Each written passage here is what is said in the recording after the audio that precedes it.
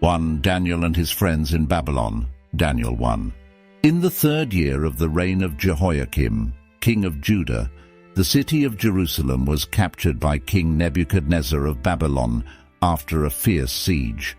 Many treasures from the temple of the Lord were taken and brought to Babylon, along with the best young men from Israel. Among those who were taken was Daniel, a young man from the royal family of Judah. Daniel is described as young, smart, and having outstanding qualities, making him worthy to be chosen to serve in the king's palace. Daniel's background was not only noble, but he was also raised in the tradition of worshipping the Lord, which gave him a strong faith and a deep understanding of God's laws and teachings. Along with his 3 friends, Hananiah, Mishael, and Azariah, Daniel was brought to Babylon to learn the language and culture of the Chaldeans, preparing to become advisors in the king's court.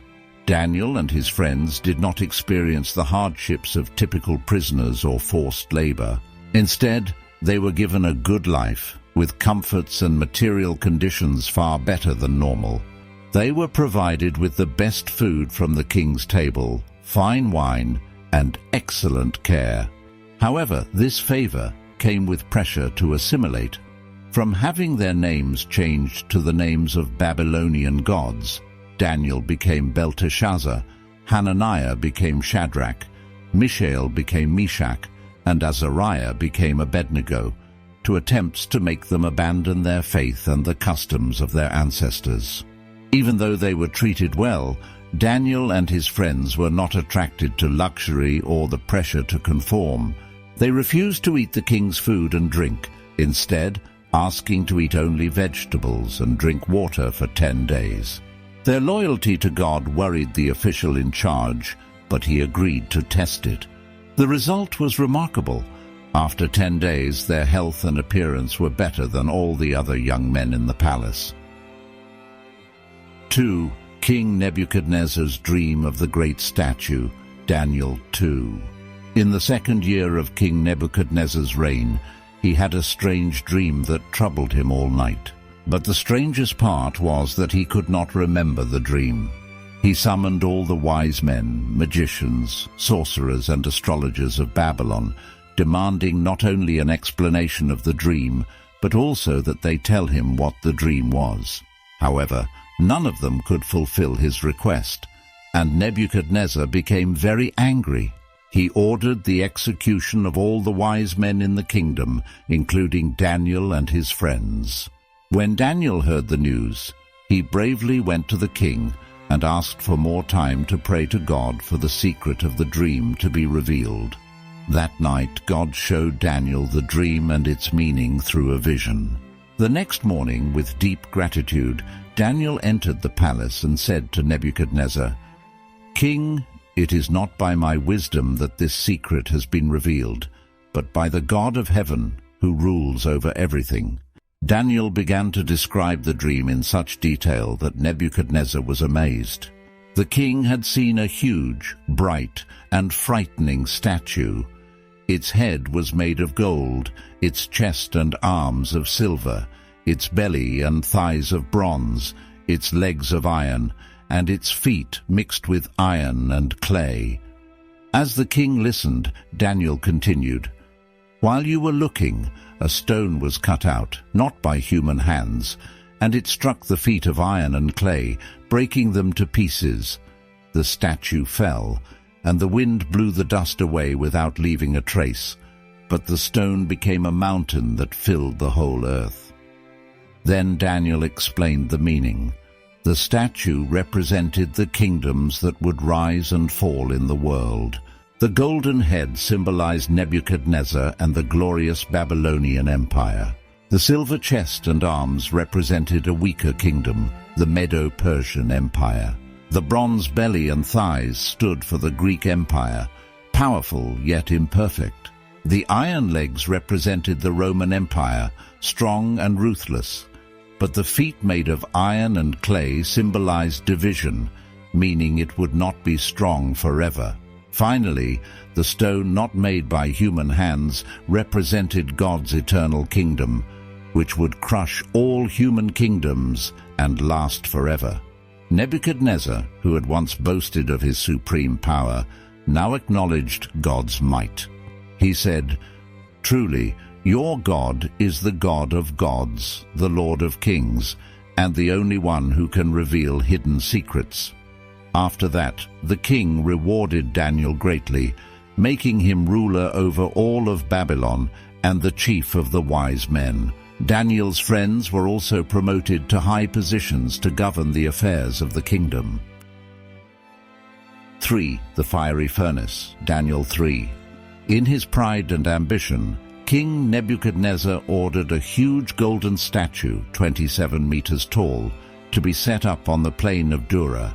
He commanded that everyone in the kingdom bow down and worship the statue whenever they heard music. Anyone who refused would be thrown into a blazing furnace. When the king's command was made, everyone bowed down to worship the statue, everyone except 3 men, Shadrach, Meshach, and Abednego. They refused to bow to any god but their God. News of this disobedience quickly reached Nebuchadnezzar. In his fury, the king summoned the 3 men and asked, "Is it true that you do not worship my gods or bow down to the golden statue I have set up? If you refuse, you will be thrown into the blazing furnace. What god can rescue you from my hand?" Calmly but firmly they replied, "We do not need to defend ourselves before you. The God we serve is able to deliver us from the fiery furnace and from your hand, O king. But even if he does not, we want you to know, O king, that we will not serve your gods or worship the golden statue you have set up." This answer made Nebuchadnezzar even angrier. He ordered the furnace to be heated 7 times hotter than usual, and then he commanded his strongest soldiers to bind Shadrach, Meshach, and Abednego and throw them into the furnace. The fire was so hot that it killed the soldiers who threw the 3 men in. But when Nebuchadnezzar looked into the furnace, he was astonished. He asked his advisers, "Did we not throw 3 men into the fire? But I see 4 men walking around in the fire unharmed, and the 4th looks like a son of the gods." Nebuchadnezzar approach-fed the furnace and called out, "Shadrach, Meshach, and Abednego, servants of the Most High God, come out here." The 3 men stepped out, and everyone saw that the fire had not harmed them. Their hair was not singed, their clothes were not burned, and there was no smell of smoke on them.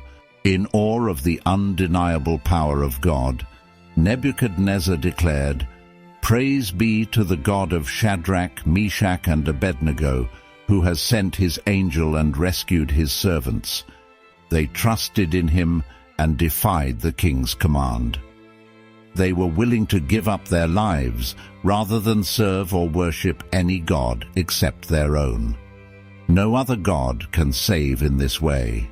From that time on, Nebuchadnezzar issued a decree that no one should speak against the God of Shadrach, Meshach, and Abednego. The 3 men were promoted to higher positions in the Babylonian kingdom. 4. The humbling of Nebuchadnezzar, Daniel 4. One evening, as King Nebuchadnezzar was relaxing in his palace, looking at the great empire he had built, he had a strange dream. In the dream, he saw a large tree that grew so tall its branches covered the entire earth. The tree symbolized greatness and power, but then a voice from heaven said, "Cut down the tree, but leave its stump." The tree was felled, and something strange happened to the man in the dream. He was transformed into a beast, living in the wilderness and eating grass like an ox. The dream terrified King Nebuchadnezzar, and he called for the wise men of the kingdom to interpret it, but none of them could explain the dream. Finally, Daniel was called in, the man whom the king trusted because he had the ability to interpret dreams. Daniel listened to the king's dream, and his face became sad. Daniel knew that this dream was a serious warning to Nebuchadnezzar. "Your Majesty," Daniel said, "the tree in your dream represents you. You have built a great empire, but because of your pride, God will bring you down. You will be driven away to the wilderness, living like a beast and eating grass, until you acknowledge that God rules over the kingdoms of men." Daniel not only explained the dream, but also urged the king to repent and change his ways to avoid this judgment. But the king did not change, and a year later what was foretold happened. One day, as Nebuchadnezzar was walking on the roof of his palace, proud of all that he had accomplished, he suddenly heard a voice from heaven. "Because of your pride, your kingdom will be taken from you, and you will become like a beast." Immediately, the king lost his sanity. He was driven out of the palace and lived like an animal for 7 years, no longer aware of himself, with no power, and completely unable to control his life. His body grew covered with hair. His nails became like bird claws, and he ate grass like an ox. But as time passed, King Nebuchadnezzar finally came to his senses. He realized the truth. Only God rules the kingdoms of men, and human power is temporary. After 7 years, when the king fully recovered and acknowledged the power of God, his kingdom and his wisdom were restored. King Nebuchadnezzar humbled himself and declared, "God is the Almighty. He is the ruler of all, and all pride will be brought down." Of Daniel in the lion's den, Daniel 6. During the reign of King Darius, king of the Medo-Persian Empire, Daniel had become a man of great honor in the kingdom. The king trusted him and appointed him as a high official. Darius divided the kingdom into 3 regions, each governed by an official, and Daniel was put in charge of all the officials. This made the other leaders very jealous. They couldn't find any fault with Daniel, as he was an honest and righteous man. So they decided to trap Daniel by using his faith.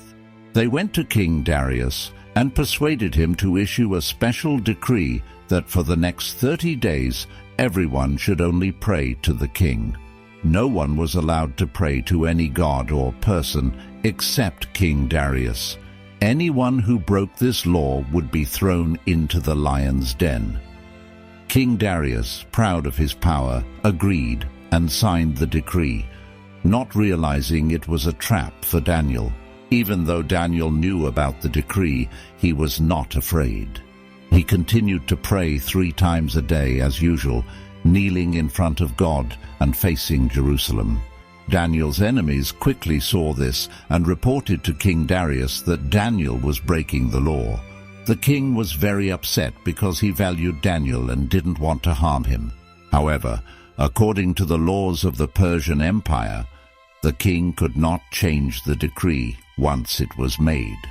With a heavy heart, King Darius ordered Daniel to be thrown into the lion's den. Before being thrown in, Daniel was not afraid. The next morning, the king, very worried, went to the lion's den and called out loudly, "Daniel, servant of the living God, has your God, whom you serve continually, been able to rescue you from the lions?" Daniel 6:20. Daniel answered, "O King Darius, my God sent his angel, and he shut the mouths of the lions. They have not hurt me."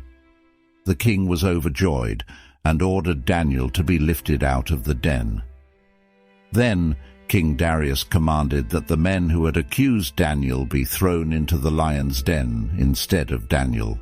These men were immediately devoured by the lions. Afterward, King Darius wrote a decree declaring that everyone in his kingdom should fear and honor the God of Daniel, for he is the living God who endures forever.